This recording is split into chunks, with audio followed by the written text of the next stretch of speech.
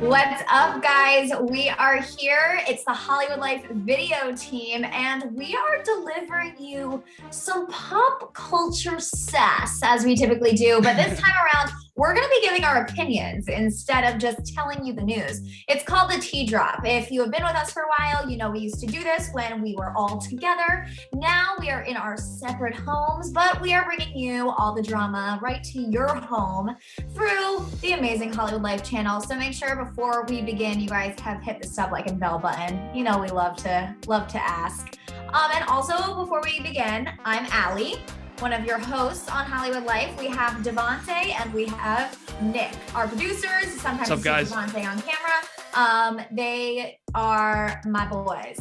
And also, before we begin, I just need to show you guys this because someone sent this to me and they said it was me, and I just don't think it looks like me. I can see it a little bit. I kind of see it, but that is not red hair. I wanted to get some opinions on that, but while I have you, all right, today we are talking about a few different things, all right? Because it's our first one, we gotta come back with a bang. So of course, we're talking about our guy, Logan Paul, and him saying that he's moving to Puerto Rico, believe it or not. We're also gonna obviously hit on that Kim and Kanye news, and of course, the newest couple to hit the Jenner family, Kourtney and Travis Barker. But guys, let's kick it off with Logan Paul, friend of the show. He says he's moving to Puerto Rico. What do we think? Why is he moving to Puerto Rico? He says it's because of taxes. Yeah. Yeah. Okay. Which, I mean, if everyone's gonna leave LA because of taxes, why is this such a big problem that it's Puerto Rico?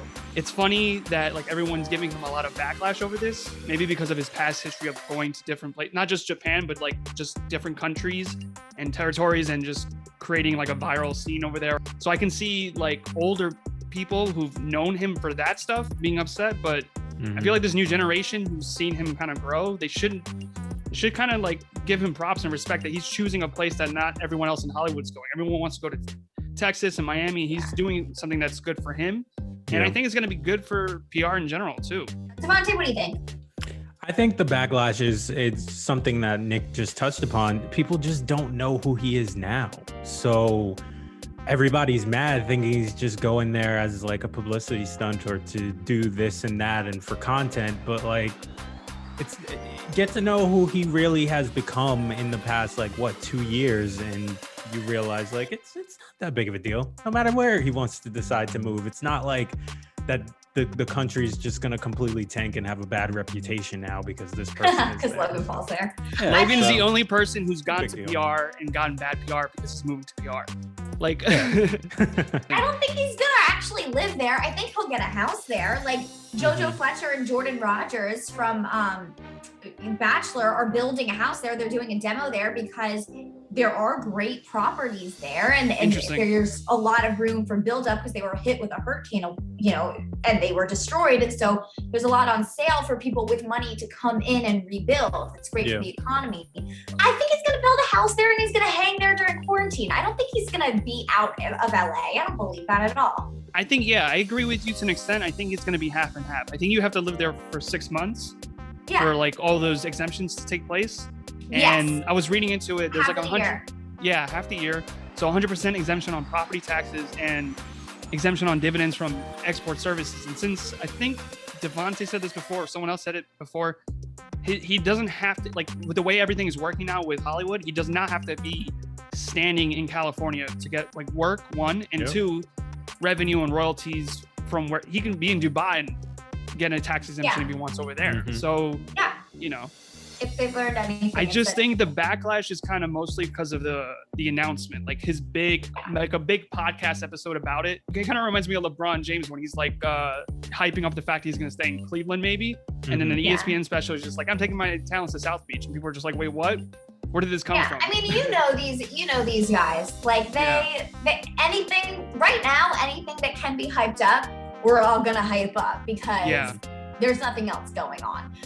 That's a good point. This is my other thing, the taxes, all this stuff. My friends, this is how the rich stay rich. There it is. And it's not a crazy illegal loophole. This is just No, it's if you can afford it, they're doing it. Yeah. And I just don't understand. I think that these days, the backlash, anything any of these guys do, people are going to take issue with. And Yeah. so, you know, and at this point, I don't even think that they care. I don't think that Logan thinks twice about what people say about him wanting to move to Puerto Rico. No, not anymore. I really don't. Let's go forth into the non-divorce divorce that has been that has been taking over the internets for a really long time, but no one signed anything. You deserve okay. better, Kim. You deserve better. Do it. Go for it. What? I mean, I just like need to know, do you think that they actually are getting divorced? That's my question. Yes. I'm still not sure how I feel about the situation, but I had a feeling like if it was ever going to happen, it was going to be after the election, after everything kind of died out. And it's just sad that it kind of like opened up to the public around Christmas and the holidays. But I think she's serious. I don't think she's kidding around. I think she's, you know, she's given him so many chances. It's one thing when it's between him and her, like when they're having their dynamic and their problems, but dragging publicly her mother into everything and the rest of the family. I always forget that. Yeah, don't drag the parents. Last summer, he said the thing about North, and then took to Twitter where he was like, "Stop calling me," like, you know, Chris. I think he called Chris like a bitch.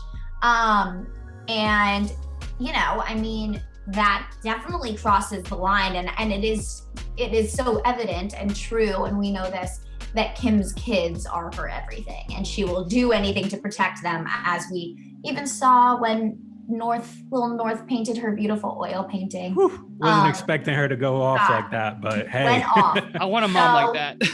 Yes, I do have a mom like that. All Sorry, want Mom. a Kim. I do have a mom like that. So yeah, I mean, I think that when it comes to her kids, like, she's not playing around, and who knows.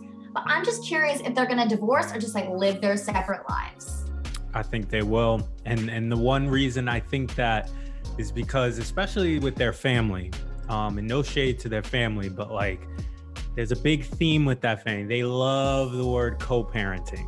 And it seems like Kim and Kanye are the only ones right now other than Kendall, not co-parenting, even though Tristan is trying to marry Khloe, but that's a whole different thing. So I think, yes, divorce, and then they get to join the co-parenting club, and then everybody's a big, happy co-parenting family.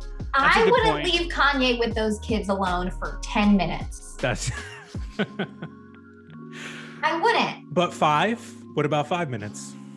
No. Come on, he can last 5 minutes. He can't be alone with his phone. 3.5. True.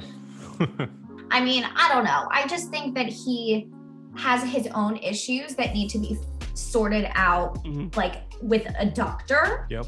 And I honestly think that Kim, you know, that's something that Kim and her family like can handle, and it's kind of like what she said. Remember, she made that short statement. She actually like spoke out about it after he had the manic episode, and was like, mental health is not something to, you know, make light of, and things like that. And I do think that she will help him get the help that he needs, and not sign anything or do anything until he's at a place where she feels like she can pull back and he will be taken care of. Though.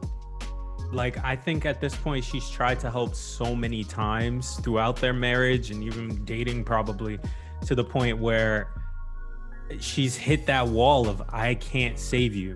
You know, this is up to you. So I don't, that's why I also think she's like finally letting go, because she's at that point. Do you feel like, for both of you, do you feel like he's gotten worse over the years, or social media has played a role?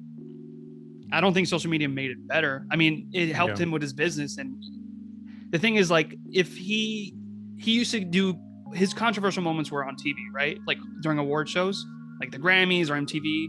So imagine if you can have that viewership and following 24/7. You know, if you give someone that, now I'm quoting Kanye, that much power, like, you know, what can't they do? Not one man should have all that power. That's it. We lost our channel. Copyright. Yeah, I don't know. Stop just getting off of his medication and stuff to like go into album mode and stuff. Yeah, like. Except I understand.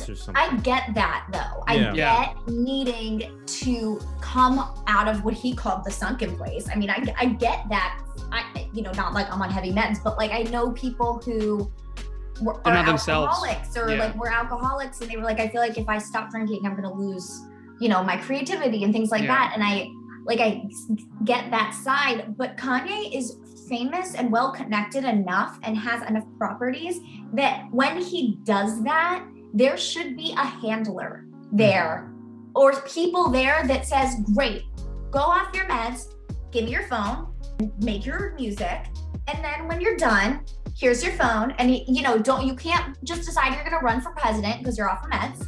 Yep. Like things like that. And I just, I hope Kim can, take him to the place where he gets the help he needs before maybe making that step. Yeah. And he is a genius, I will say.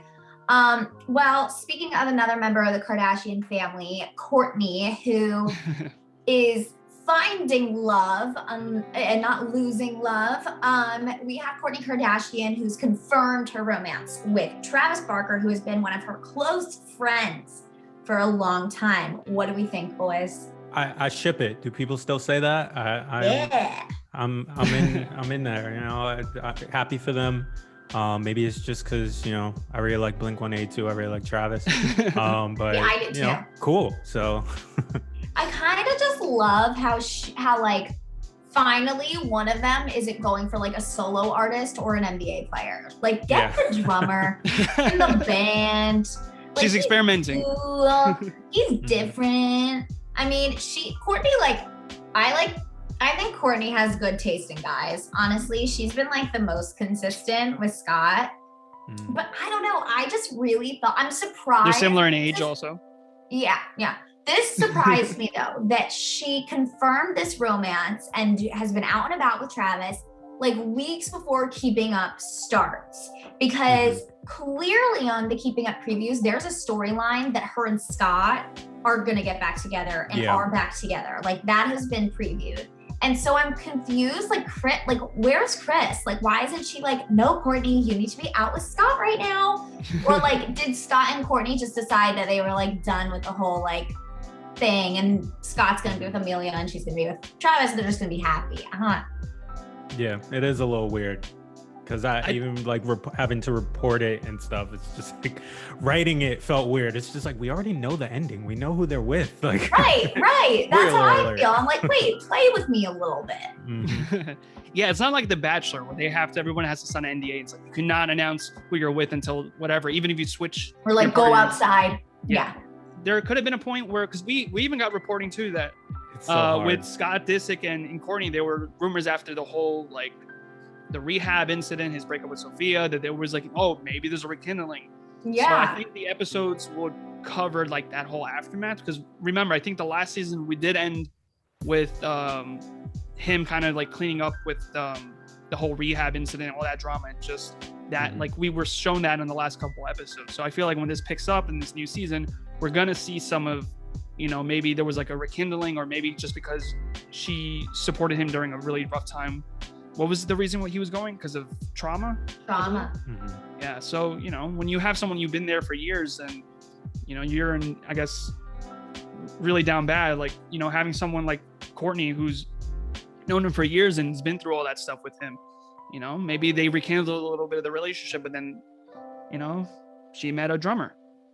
She met a drummer. And now she's too focused on getting a new reality show. Because didn't Travis Barker have one on MTV? So maybe they're trying to bring that back. I'm just curious to see what the double date is going to be like with Megan Fox, MGK, and Travis Barker and Kourtney. Throw some Pete Davidson in there. Why not? Oh yeah, I can't wait for celebrity sightings again. Yeah, I miss it, guys. All right, well, that's the tea for today, I would say. But let us know if there's any topics or celebs that you'd love us to cover. Let us know what you think of today's episode, guys. And make sure you stick with us at Hollywood Life for all the latest. We got it for you every day. All right. Bye, guys.